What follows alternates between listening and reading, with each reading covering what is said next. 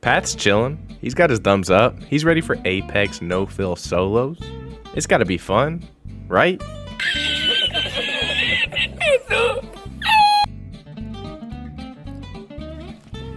So the best tip I can give you guys here is the champion squad's a Wraith. She's no-filled. You see a little purple Master's trail? Oh my gosh. She does a little Wraith emote. All right, let's get that fair fight out of the way. Land on her. Let's go.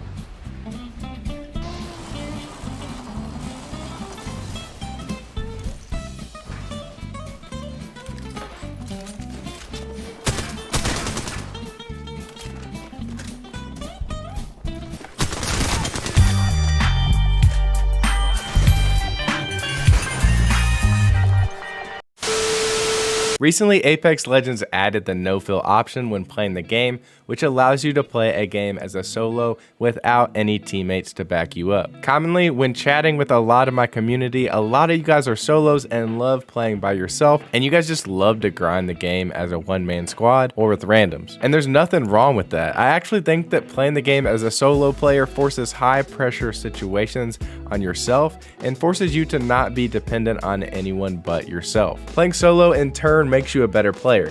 Whether you're playing the game alone with no fill, or you're playing solo with some random teammates, or even if you're the last man up on your squad, you're gonna be a solo player at some point in Apex, so I'm gonna rank the Legend roster in Apex based off their solo capabilities. So guys, let's get right into these rankings. I'm going to rank each legend on the roster from D to S tier, and we're going to start out in the D tier category. Our first and only legend that makes up the D tier category for playing solo is Lifeline. Don't get me wrong, Lifeline is a high top class legend, however she's a medic, healer, and pretty much all of her abilities are meant to help the entire team as a support legend. Lifeline's best ability is her ability to use the shield while reviving a down squad mate, and if you're on the battlefield on your own, you're not going to be able to utilize this ability to give you free cover in fights. Lifeline does have the smallest hitbox in the game, so it makes her difficult to hit. However, she does have the low profile passive, meaning she's going to take an extra 15% damage. If you're looking to no-fill or play as solo versus squads,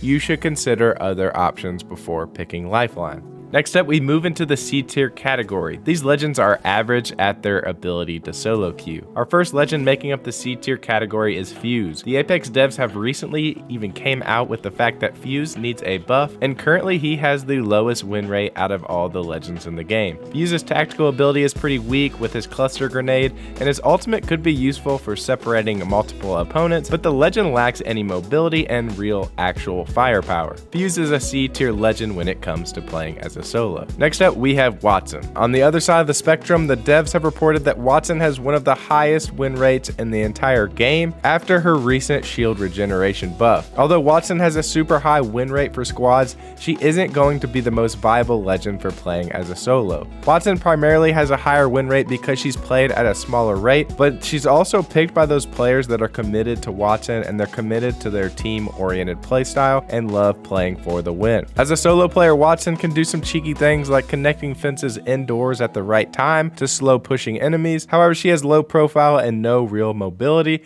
to escape multiple enemies. Now don't get me wrong, Crypto is one heck of a support legend. His drone can be used offensively, it can be used to scout areas, revive teammates, recover banners. There is so much utility for the drone. However, Crypto is highly team-oriented and he can't really follow up as quickly as his teammates can with a drone EMP. Crypto is also a stationary target while in the drone, so he is a high-quality legend in the game, but he only makes it to C tier as a solo legend. Next up, I have Revenant as a C tier solo legend as well. Revenant and his ultimate ability is literally the most scary ability in the game, but a solo pushing shadow is much easier to deal with than a 3-stack of shadows. Revenant really doesn't do too much for himself as a solo legend, where he practically can just climb higher heights. There are other legends on the list that have much better mobility and more usefulness as a solo, and we'll get into those later. Now quick before we get into our next legend, I just wanted to thank you guys for watching. Your support really means a ton to me.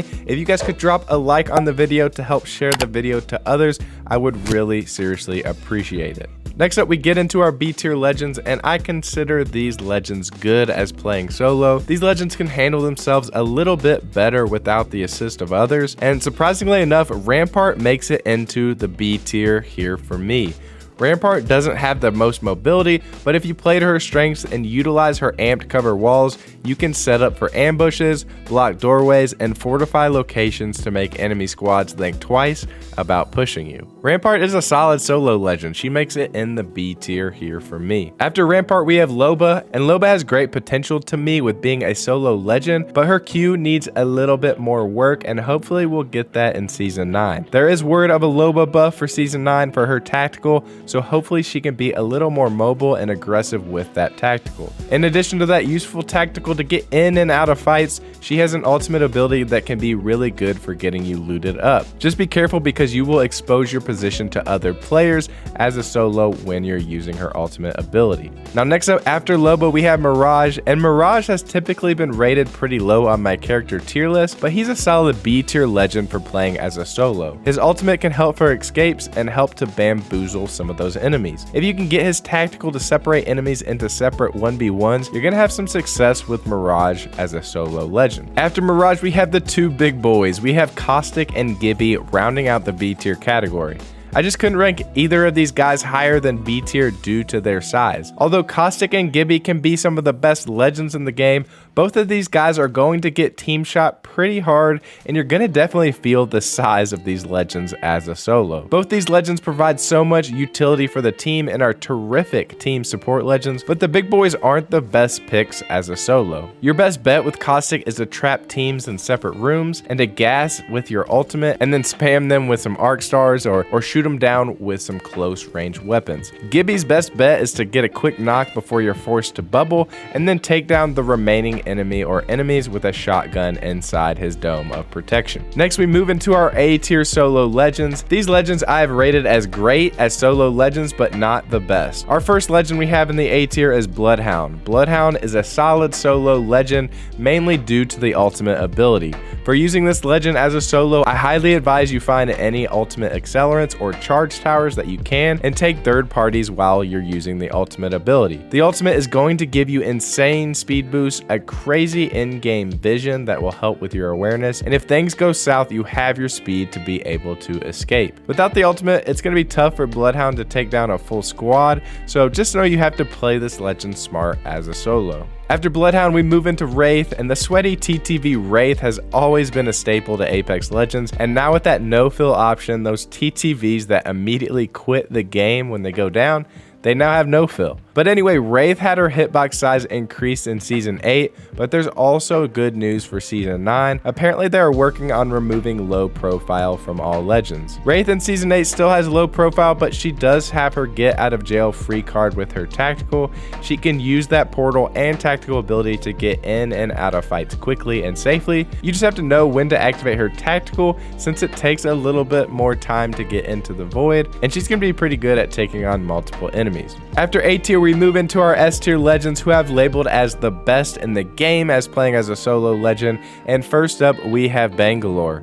Bangalore gains a 30% movement speed boost when she gets grenades tossed at her or when bullets are around her. She's also useful with her smokes and her ultimate ability. She can use both her smoke and her ultimate for various solo scenarios. The ultimate can also make teams back off while you need to heal. You can use the ult aggressively to push into a third party, and her smokes can help you for crossing open areas and to disengage from rough scenarios. Bangalore is one of the best solo legends in the game, so make sure you try her out when you're running as a solo. After Bang, we have a similar legend, and that is Octane. Octane is useful for those solo scenarios, similarly to Bangalore because mobility is key. Octane's stem allows you to quickly get into third parties or get out to reset the fight. In addition, you can use his jump pad to gain height on enemies, and in addition to gaining height, make sure you're using that jump pad to close the gap when pushing a third party or try and gain some more distance from a team that is on your trail. After Octane, we move into Pathfinder, and Pathfinder is the ultimate mobility legend, and the fact that he has had his low profile removed